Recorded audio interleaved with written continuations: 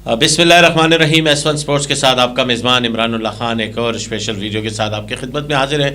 जिस तरह कि आपको पता है कि PSL 11 के अंदर कल पहला मुकाबला खेला गया और उस पहले मुकाबले में ही हमने देखा कि बड़ी शानदार क्रिकेट देखने को नज़र आई। स्पेशली अगर हम बात करें लाहौर कलंदर की टीम की, जिस तरीके से उन्होंने एक चैम्पियन होने का जो सबूत है वो अदा किया है। डिफेंडिंग चैम्पियन थे पिछले 3 ईयर से, वो भी परफॉर्म करते आ रहे हैं। कलंदर्स की टीम ये वो टीम है जो पिछले 5 सालों में ये ऑफ कलर दिखाई दी गई, लेकिन फिर जब उन्होंने चेंजेस किए, कहीं पे यंग खिलाड़ियों को मौका दिया, उसके बाद ये टीम आपको चैम्पियंस के किरदार में भी नज़र आई।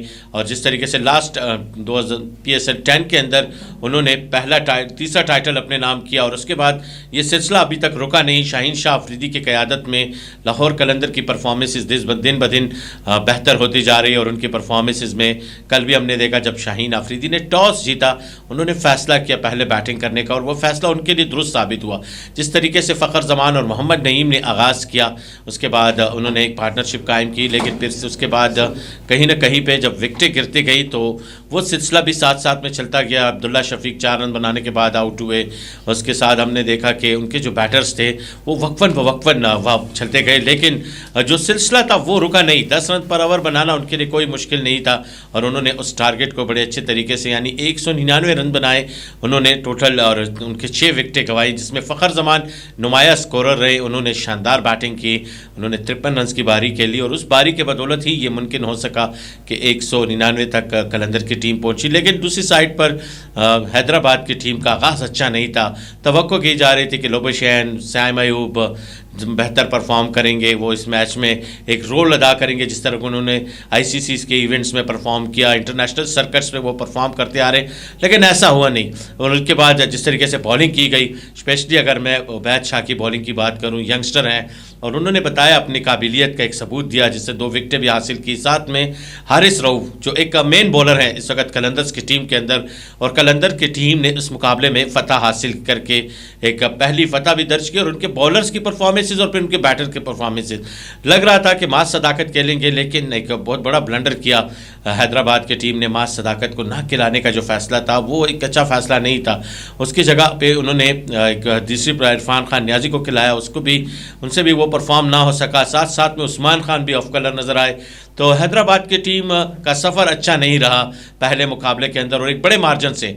अमूमन ही हम T20 क्रिकेट में देखते हैं कि आप जिस तरीके से आगाज़ करते हैं तो उस मार्जिन की कमी को पूरा करने के लिए फिर आपको अपने नेट रन रेट के ऊपर भी देखना होगा। और क्योंकि हर मुकाबले के अंदर आपके एवरेज अप एंड डाउन हो सकती है, लेकिन जबकि 69 रन के बड़े मार्जिन से फ़तह हासिल की कलंदर ने और फ़खर जमान की परफॉर्मेंसेस की बदौलत उनको मैन ऑफ द मैच का अवार्ड हुआ। और उन्होंने वो अवार्ड अपने जो उनका नेवी का दस्ता है, उनके एक आर्मी चीफ थे, उनको ट्रिब्यूट किया कि ये मेरी तरफ से उस शख्सियत के जिन्होंने मुझे बैक किया और जिन्होंने मुझे सपोर्ट किया डेली बेस पे। तो फ़खर जमान ने एक बार फिर अपने जो उनके अंदर जो काबिलियत है, जो एक उनका एक रोल है क्रिकेट के अंदर, जिस तरीके से वो अपने बड़ों को भूलते नहीं, तो वही किया। उन नेवी के एक स्टाफ मेंबर्स को उन्होंने उस अवार्ड को उनको डेडिकेट किया और उन्होंने बताया कि उन्होंने कहा था कि आप परफॉर्म करेंगे और मैंने परफॉर्म किया। अच्छा आगाज़ है। फ़खर जमान ने कल 3000 रन भी मुकम्मल किए PSL के अंदर। इससे पहले ये एजाज़ बाबर आजम के पास था और ये एजाज़ अब फ़खर जमान दूसरे नंबर पे हैं, उनके करीब होते जा रहे। 98 रन मैचेस के अंदर उन्होंने भी 3000 रन बनाए थे, जबकि बाबर आजम 3700 रन के साथ पहले पोजीशन पे बराजमान हैं। और अब ये सिलसिला जारी है PSL 11 के अंदर। कल आज एक मुकाबला खेला जाएगा कराची और वर्सेस क्वेटा ग्लैडिएटर्स। ये 2 ऐसी टीमें हैं, अगर इनके कंपैरिजन किया जाए तो ये दोनों टीमें इकट्ठी क्रिकेट खेलती आ रही हैं। सियालकोट के रीजन की टीम में भी हमने देखा, सियालकोट की टीम में और फिर कराची की टीम में ये वही प्लेयर है कि कभी कराची कभी सियालकोट की टीम में आगे पीछे रहते हैं और इनकी परफॉर्मेंसेस भी सेम टू सेम रही। लेकिन अगर ऑन पेपर देखा जाए तो इस टीम मुकाबले के अंदर बहुत सी टीम्स हैं जिनके परफॉर्मेंसेस बड़ी नुमाया है। और स्पेशली हम अगर बात करें इस बार कलंदर के बाद हम कराची और क्वेटा की, तो क्वेटा की टीम डोमिनेट करती आ रही है अपने मेन परफॉर्म प्लेयरों के साथ, जिसमें क्वेटा के अंदर आपने देखा कि ख्वाजा नाफे एक ऐसा खिलाड़ी जो कराची से खेलते आ रहे थे, लेकिन इस बार उनको पिक किया है। क्वेटा की टीम ने साउथ शकील मौजूद है, रोसो एक बड़े कामयाब बल्लेबाज है, PSL के अंदर सबसे ज़्यादा सेंचुरीज बनाई हैं। उनके साथ साथ हसन नवाज़, ये वो खिलाड़ी है जो क्वेटा के अंदर पिछले सीज़न में ये best player of the tournament declare हुए थे और उनके बेंच में भी अगर हम देखें, अगर स्पिनर्स की बात करें तो उसके साथ उस्मान तारिक हैं और इब्रार अहमद, ये दो ट्रम्प कार्ड्स हैं इनके टीम में।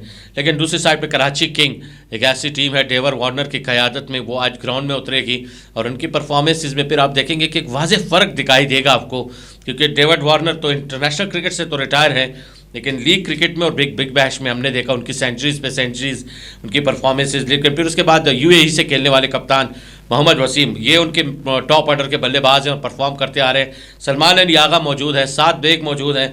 फिर उसके बाद खुशदिल शाह, जो हमेशा ही हमने देखा कि कराची किंग के लिए खेलते आ रहे हैं और उनकी परफॉर्मेंस बड़ी नुमाया रहती है।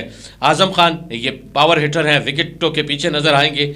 साथ साथ में मोइन अली, इंग्लैंड से खेलते हुए पाकिस्तानी निजात हैं ये, और वो भी परफॉर्मेंसेस देते आ रहे हैं। उसके साथ हसन अली है बॉलिंग में, अब्बास आफरीदी मौजूद है, मीर हमज़ा है, ज़िम्बा जो हमेशा ही पाकिस्तानी बल्लेबाजों को परेशान करते आ रहे हैं और उनकी परफॉर्मेंसेज हमने देखी, स्पेशली एशियन कंडीशंस के ऊपर।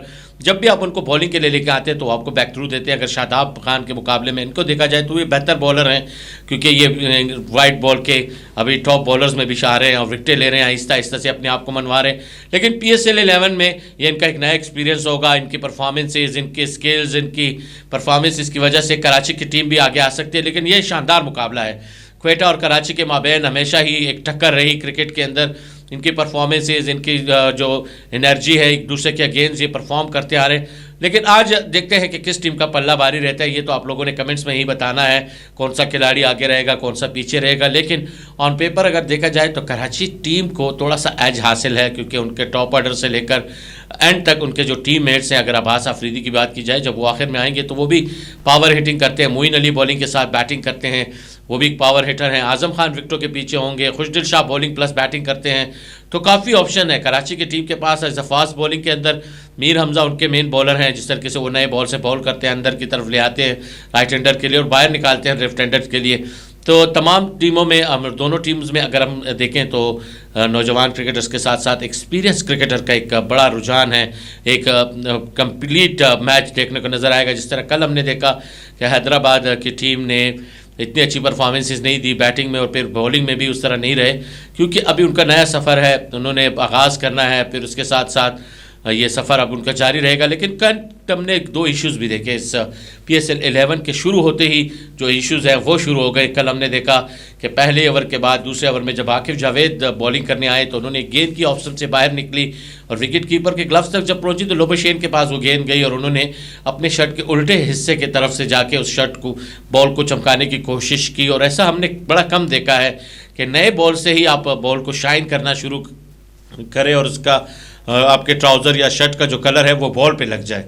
लेकिन फिर कहीं पे हमने हारिस रऊफ़ का ट्वीट देखा कि शायद ये गेंद बाउंड्री पे जाके किसी चेयर्स के साथ या किसी साइन बोर्ड के साथ जो रेड था या कोई और कलर भी उसमें ऊपर शामिल था, उसकी वजह से ये बॉल जो है वो पिंक हुआ। लेकिन ये सब चीज़ें तो अब बाद में ही पता लगे कि क्या किस्सा है क्या नहीं। क्या क्वालिटी शर्ट की उतनी अच्छी नहीं कि वो उस पर बॉल लगा के उस पर कलर आ जाता है और वो शर्ट के कलर की वजह से बॉल पिंक हुआ। वसीम अकरम ने भी बताया कि ऐसा बड़ा कम देखा है हमने क्रिकेट के अंदर कि नए बॉल्स के साथ ही कलर के शर्ट पे लग जाना बॉल के ऊपर और वो बॉल इस तरह फिर उसका कलर चेंज हो जाना। तो ऐसा लगा कि जैसे पिंक बॉल पे मैच हो रहा हो। लेकिन उसके बाद फिर अंपायर्स ने ये फैसला किया, एहसन रज़ा ने, और उस बॉल को चेंज करने का फैसला था। उसके बाद एक नया बॉल लिया गया और उस पर मैच शुरू हुआ। लेकिन इस बॉल के कलर के साथ ही एक नए सवालात ने जन्म लिया है और वो नए सवालात क्या होंगे वो आने वाले वक्त में ही पता लगेगा। लेकिन कल एक और मौजू भी हमने देखा कि नसीम शाह ने जब उनके अकाउंट से ट्वीट हुआ कि मरियम नवाज़ के अगेंस्ट जो वो आए और कहते हैं कि इसके ये होना नहीं चाहिए था, इस तरह नहीं आना चाहिए प्रोटोकॉल के साथ, ये वो साथ साथ में फिर उसके बाद वो ट्वीट 10 से 15 मिनट के बाद डिलीट हुआ। और उसके बाद नेक्स्ट जो ट्वीट आया कि ये गलती से मेरे अकाउंट से किसी ने शेयर किया और ये मेरा अकाउंट हैक हो चुका है। तो ये सारे सवालात भी अब जन्म लेने शुरू हो गए। दूसरा बार हमने देखा सोशल मीडिया ने पे लोगों ने बड़ा तनकीद किया कि क्राउड अलाउ नहीं, लेकिन किसी मीडिया बॉक्स या किसी जगह पे हमने देखा कि लोग वहाँ पे मौजूद थे, मैच देख रहे थे, तमाशाई थे थोड़े बहुत, यानी ज़्यादा नहीं तो तकरीबन 200-300 के करीब लोग मौजूद थे और मैच देख रहे थे। तो बड़े मीडिया के अंदर हम देख रहे हैं कि ये जंग छिड़ गई है कि इन लोगों को फिर क्यों अलाउ किया गया है जब तमाशाई अलाउ नहीं है। तो ये कौन लोग हैं जब मैच के लिए देखने आए हैं और मैच देख रहे हैं। तो ये सब चीज़ें PSL के साथ लगी हुई हैं पहले दिन से ही। अब PSL के अंदर जो दिन ब दिन इजाफा होता जाएगा, मैचेस खेलते जाएंगे, तो बहुत से सवालात भी जन्म देंगे, और उस सवालात के को भी हम भी आपके सामने हाईलाइट करेंगे और आपको बताएंगे कि क्या ऐसा हो सकता है कि इसको बेहतर किया जाए और बेहतर की तरफ जाना चाहिए, क्योंकि अब इसके सवालात का जो रिज़ल्ट आएगा वो बेहतर ही बता सकेंगे, वो हम आपके साथ ज़रूर शेयर करेंगे। उम्मीद है कि हमारा ये प्रोग्राम आज का आपको पसंद आया होगा, आप लोगों ने एंजॉय किया होगा। अगर हमारा प्रोग्राम आपको पसंद आया तो कमेंट्स के थ्रू ज़रूर बताइएगा कि S1 स्पोर्ट्स आप लोगों के लिए जिस तरीके से प्लेटफॉर्म लेके आया है, आप लोगों के लिए, आप लोगों के आवाम के लिए, और आप लोगों से भी एक रिक्वेस्ट है कि आप लोग S1 स्पोर्ट्स के पेज पे जाके उनको साथ शेयर करें, फॉलो करें, बेल आइकन को प्रेस करें और ज़्यादा से ज़्यादा अपने दोस्तों के साथ शेयर करें। S1 स्पोर्ट्स बहुत जल्द आप लोगों के लिए एक नए रूप में, एक नए स्टाइल के साथ वो आएगा, और क्रिकेट के प्रमोशन के लिए, स्पोर्ट्स के प्रमोशन के लिए S1 स्पोर्ट्स सबसे आगे रहेगा। और इंशाल्लाह आप लोगों को बहुत जल्द S1 स्पोर्ट्स के स्टूडियो में बड़े स्टार क्रिकेटर्स, बड़े नामवर शख्सियत, चाहे वो किसी भी शोबे से हों, उनको लेकर आएंगे और आपके साथ उनकी गुफ्तगू और उनकी जर्नी के बारे में बातें करेंगे।